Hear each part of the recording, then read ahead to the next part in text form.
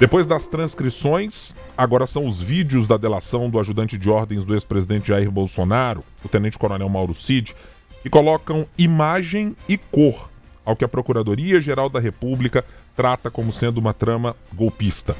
Os vídeos mostram momentos de dualidade. Por um lado, Mauro Cid relatando com desenvoltura o que presenciou nos bastidores do governo Bolsonaro. Por outro, se mostra acuado e até mesmo fragilizado. As imagens se tornaram públicas nesta quinta-feira por ordem do ministro do Supremo Tribunal Federal, Alexandre de Moraes. E são alguns desses trechos que você passa a acompanhar conosco a partir de agora. Um deles ocorre depois que os investigadores conseguem recuperar mensagens que foram deletadas dos aparelhos eletrônicos que foram apreendidos, aparelhos eletrônicos de Mauro Cid. O ministro Alexandre de Moraes convoca o tenente-coronel para uma audiência e o pressiona. Avisa que tanto a Procuradoria-Geral da República quanto a Polícia Federal pediram uma nova prisão diante das omissões, diante das inverdades que foram verificadas. Moraes ainda ameaça anular o acordo de delação premiada e suspender os benefícios que seriam concedidos a ele, ao pai, à esposa e à filha maior, caso Mauro Cid não esclarecesse os fatos. É esse trecho que a gente acompanha agora. A colaboração premiada ela não pode ser seletiva e direcionada. Ela não pode ser utilizada para proteger alguns e prejudicar outros. Aqui, o colaborador ele dá os fatos. Quem analisa quem será processado ou não é o Ministério Público, é o Procurador-Geral da República. E quem analisa após a denúncia, eventual denúncia da Procuradoria-Geral da República, se haverá culpabilidade ou não, é o Supremo Tribunal Federal. Não é o colaborador que, desde o início, analisa, esse não fez nada, não. Eu quero fatos. Por isso que eu marquei essa audiência, eu diria que é a última chance do colaborador dizer a verdade sobre tudo.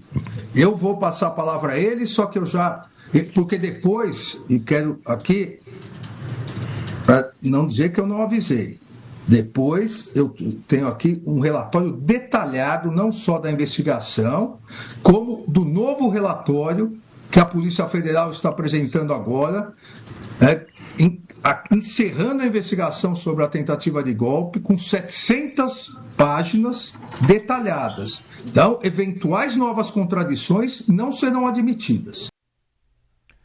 Em outro vídeo, Mauro Cid se mostra fragilizado ao falar sobre um áudio vazado da filha dele. O tenente-coronel desabafa que, ao longo de toda a investigação, ele foi o único que teve familiares expostos. Não sou só eu que estou sofrendo com isso, é eu e toda a minha família. Né? Então, quando eu falo que eu estou recluso, porque eu não quero trazer mais problema, mas parece que a imprensa não me larga, parece que qualquer coisinha minha eles querem vazar, que não sei por que eles acham interessante, ou sei lá quem, né? Então, esse clima todo que a gente sente isso aí. A gente vê o pessoal sendo condenado a 17 anos, e aí? Né? Você olha aquela pressão toda, a família, a mídia fala um monte de besteira, e não adianta, né? A mídia social, todo mundo lê, todo mundo sabe. Por mais que minha filha tenha 15 anos, ela sabe o que está acontecendo. A minha mais velha tem 19, né? É um pouco mais madura. Mas, mesmo assim, né? E aí eu fico preocupado. Quando vazou o áudio do Metrópolis, né? Eu fico com medo até dela se matar, porque sabe como que é adolescente, né? Aquela adolescente ficando no celular, presa em casa, né? Se bem que ela monta, então dá uma desopilada nos problemas. Mas você sabe que o que vai acontecer. Então, é uma responsabilidade muito grande. Tanto que, depois que vazou a porcaria do áudio, minha filha chorando em casa. O que vai acontecer com meu pai? Então, assim, é um desserviço que essa porcaria da imprensa faz, de pegar um áudio privado de amigos, que o cara está desabafando, vivendo um problema que eu estou vivendo mais de sei lá quanto tempo, e expor isso como se fosse matéria de futebol. Né? Como se fosse outra matéria para dar clique, para dar like, sei lá. Pois é, no outro trecho que a gente vai mostrar agora, Mauro Cid conta que o ex-presidente Jair Bolsonaro pressionou o então ministro da Defesa, Sérgio Nogueira, a escrever um relatório alegando que houve fraude nas eleições. Cid ainda diz que Bolsonaro acreditava até o último minuto que uma prova definitiva de fraude apareceria. A gente acompanha agora. A comissão do Exército, foi mais do Exército, né? Ela, no dia seguinte à eleição, ela fez o laudo e tinha o laudo constatando que não havia nenhum problema.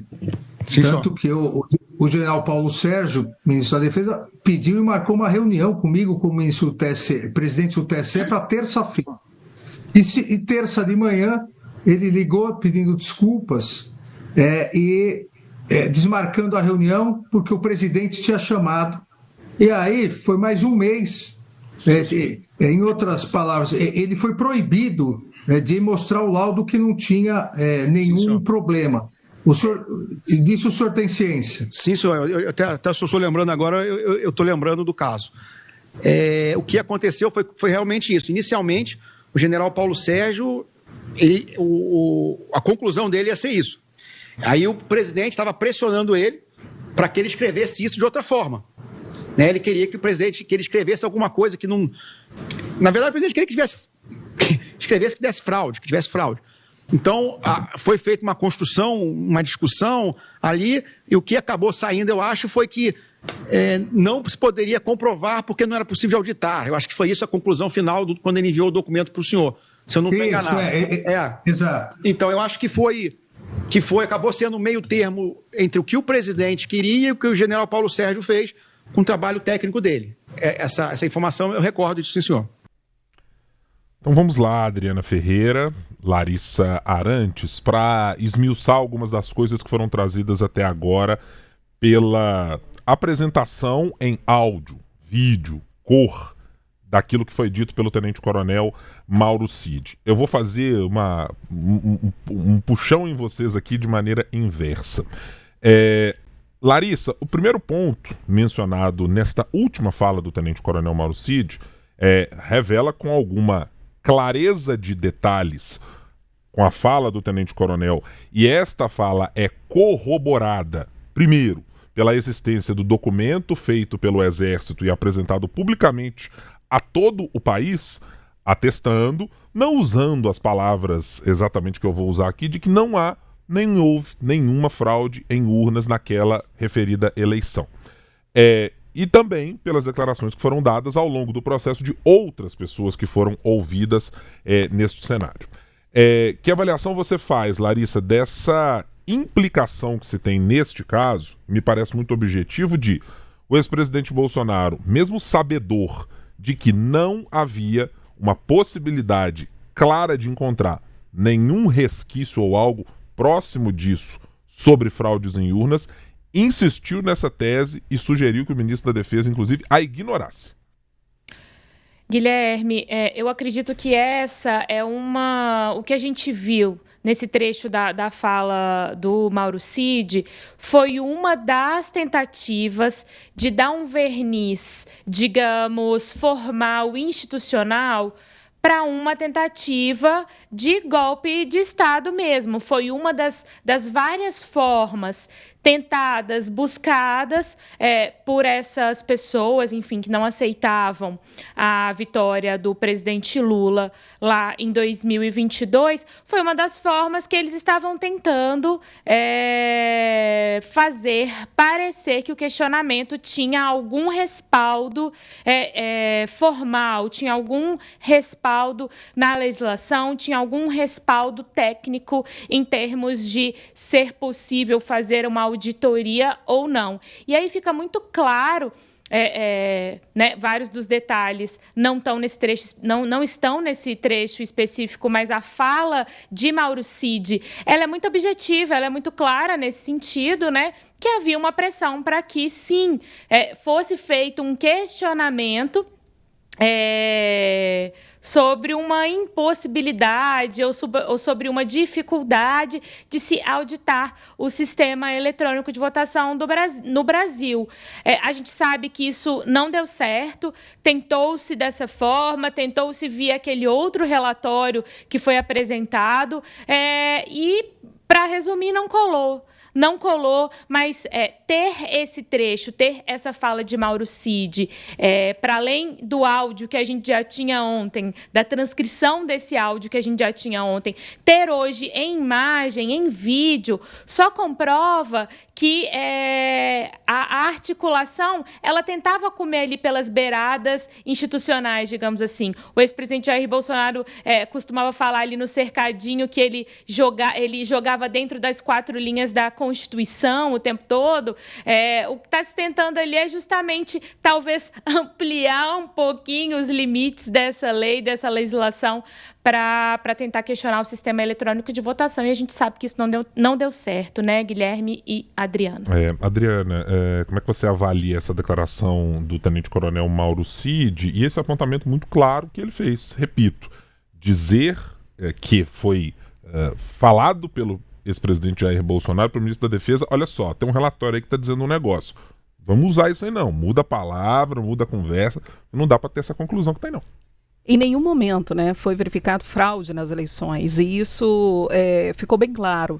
O Tribunal Superior Eleitoral, ele faz diversos procedimentos, né, que demonstram a lisura das urnas eletrônicas e a lisura no sistema eletrônico de votação.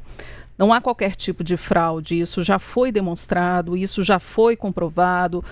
Nosso sistema de votação é seguro, tanto que nós somos referência até mesmo para outros países que vêm aqui durante as eleições acompanhar como é o sistema de votação. Mesmo assim, né, o ex-presidente Jair Bolsonaro tentava de alguma forma apontar alguma fraude nesse processo eleitoral. Nos autos, na denúncia da Procuradoria-Geral da República, o procurador Paulo Gonet, ele relata a contratação, inclusive pelo ex-presidente Jair Bolsonaro, de um instituto para que pudesse, de alguma forma, encontrar indícios ou algo que pudesse justificar ou que pudesse robustecer um possível relatório de fraude, e nada foi encontrado por esse instituto. Além disso, há também aquela comissão da transparência. Vocês se lembram que foi montada durante o processo, durante o governo Bolsonaro, para que pudesse acompanhar, fiscalizar as eleições? Essa comissão também não encontrou absolutamente nada. Então não havia nenhum indício, nada que pudesse justificar uma fraude. E além disso, em depoimento, o ex-comandante da Aeronáutica, Carlos de Almeida Batista Júnior, aquele que negou de todo jeito o golpe, que falou, tô fora, pois ele afirmou em depoimento que o ex-presidente Jair Bolsonaro sabia que a comissão de transparência não havia identificado qualquer tipo de fraude, mesmo assim ele insistia no argumento e também no discurso, né, de colocar em dúvida o sistema eleitoral brasileiro. É aquela história, vou divulgar fake news, vou divulgar as informações que me são pertinentes ou que me convém, para de alguma coisa, para mobilizar, né, uma população, os meus eleitores, para que dessa forma pudesse ter mais força, até mesmo para encontrar até o último minuto essa prova que ele tanto esperava. Não estou falando isso da minha cabeça, estou falando isso a partir do relatório e da denúncia que foi apresentada pela Procuradoria-Geral da República. São as informações que estão lá, por isso trago aqui esses trechos e essas informações que nos ajudam aqui na reflexão. Eu vou lembrar de um fato histórico de toda essa relação entre o ex-presidente Jair Bolsonaro e as Forças Armadas, é que nós tivemos no dia 30 de março de 2021, praticamente na metade, aí, né, do meio para o fim do mandato do presidente Bolsonaro, um anúncio muito importante feito sobre comandantes das Forças Armadas. Vou ler a manchete desta data. Ministério da Defesa anuncia a saída dos comandantes das 3 Forças Armadas. E na nota que é apresentada, o Ministério não informa os motivos da saída dos 3 e nem anuncia, naquele momento, quem são os substitutos. Mas a apuração que se tinha à época era de que o ex-presidente Jair Bolsonaro queria insistentemente cobrar uma postura mais combativa dos integrantes das Forças Armadas, leia-se Aeronáutica, Exército e Marinha, endossando posições das quais o presidente pensava, gostava ou queria que seus ministros fizessem. Entre elas está, por exemplo, um confronto permanente com o Supremo Tribunal Federal. Entre elas estava, por exemplo, não respeito a decisões do ministro Alexandre de Moraes. Entre elas estava a utilização de veículos das Forças Armadas para que fizessem, como aconteceu posteriormente num dos atos de 7 de setembro, né, uma demonstração ali de tanque passando nas ruas ou coisas parecidas. Uma demonstração de força ou de vigor que mostrasse um alinhamento maior sobre o que dizia, como pensa e como vê o mundo, o ex-presidente Bolsonaro, e que as Forças Armadas, sempre importante lembrar, órgãos de Estado e não de governo, deveriam se posicionar. Então, eu vejo com absoluta naturalidade que a fala expressa pelo tenente-coronel Mauro Cid, ela vai de encontro com uma postura que o ex-presidente já tinha em outros momentos. Pedir a um integrante das Forças Armadas que siga determinadas ordens ditas por ele, pode ser natural se você considerar que, olha, ele é o comandante supremo ou chefe das Forças Armadas, como o ex-presidente sempre fez questão de dizer a cada momento em que era perguntado sobre algo relacionado a esses três núcleos da defesa brasileira.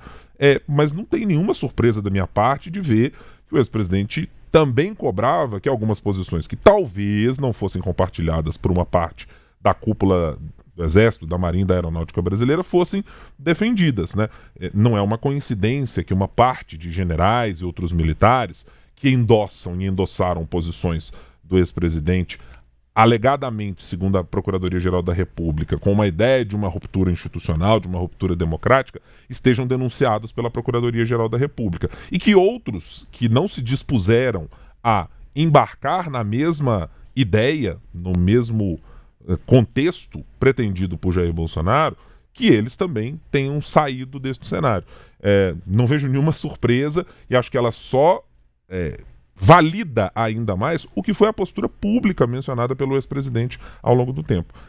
Acho que a gente apenas está dando agora, como a Adriana muito bem colocou aqui no texto inicial, cor, imagem e voz àquilo. E não é agora a voz do tenente-coronel Mauro Cid em comissões parlamentares de inquérito, em outros momentos em que dizia-se, não, mas ele está sendo pressionado pela oposição ou pela base de governo.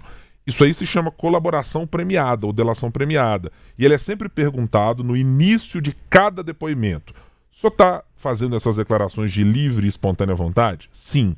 O senhor está contando a verdade? Porque se não contar a verdade e as provas não corroborarem, o senhor pode ou voltar a ser preso, ou ter uma pena majorada em determinados aspectos, ou perder os benefícios da delação. E o tenente-coronel Mauro Cid está dizendo, não, eu estou dizendo que isso aqui, tudo que eu estou falando é uma verdade. É uma garantia de que tudo seja? Não, são as provas que precisam corroborar com isso. Mas eu não vejo muita distância do discurso do ex-presidente em outros momentos, das ações que foram tomadas por outros comandantes de Forças Armadas e daquilo que está sendo mencionado pelo tenente-coronel, visto por nós agora em alto e bom som e com imagem.